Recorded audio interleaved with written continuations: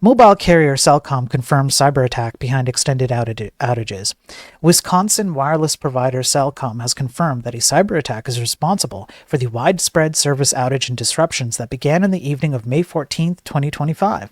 The incident disrupted voice and SMS services for customers across Wisconsin and Upper Michigan, leaving subscribers unable to make phone calls or send text messages. Now imagine that you're in Wisconsin or Upper Michigan and you have a 911 emergency and you can't use 911. I don't know if that actually works in this context because 911 generally uses a different kind of connection. So maybe 911 would still work even if this went down, but still, right? You can think of some circumstances where where you couldn't really put a number to justify a cost to this, right?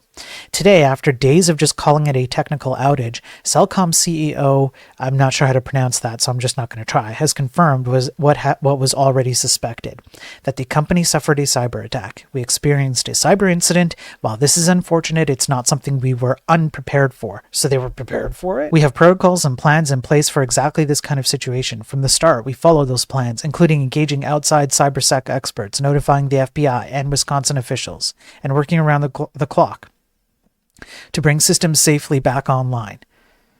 The incident was concentrated on an area of our network separate from where we store sensitive information related to you, our Cellcom and site family. We have no evidence that personal information related to you, your name, your addresses, your financial information is impacted. Now, there you go. 911 emergency services remained operational. iMessage, RCS, etc. Okay, so at most, this was probably just a nuisance. You couldn't actually make a call. Who actually calls people these days anymore? That's gross and disgusting. If you actually call people and talk to them via voice, you're gross and disgusting. Just text, email, or even email is preferable to that. Who talks with voice? Unless you're a streamer, right? But that's one directional, so you're a bit less disgusting. But if you're doing it back and forth with voice, you're just gross. What the hell? So, who really cares about this, right?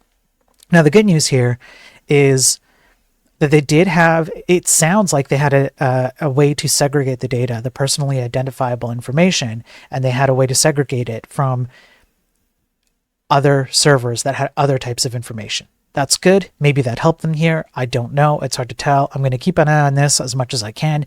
Maybe the information that comes out of it will tell us what happened and how it happened. Because the fact of the matter is, even if they did segregate their data, which is good if they did that, they still got hacked.